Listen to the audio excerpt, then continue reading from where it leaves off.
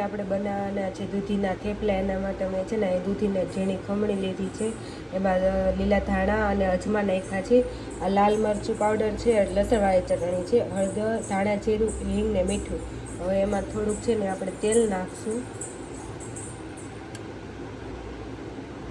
અને પછી છે ને આપણે લોટને બાંધી દઈશું. આપણે પાણી નથી નાખવાનું, કેમ કે દૂધીમાં પાણી હોય જ, એટલા માટે. જરૂર લાગે તો જ નાખવાનું 2-3 ટીપા, બાકી આમાં પાણી નહીં નાખવાનું દૂધીના થેપલામાં.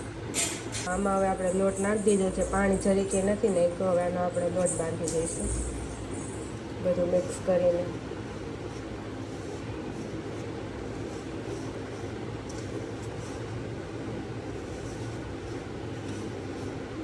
અહીં આપણે જે થેપલાનો લોટ છે ને એ બંધાઈ ગયો છે. હવે આપણે છે ને થેપલા બનાવવા માંડ્યા. વિશ્વાબેન થેપલા બનાવે છે, જો ચમચો લઈને. તો થેપલા આપણા બની તૈયાર થઈ ગયા.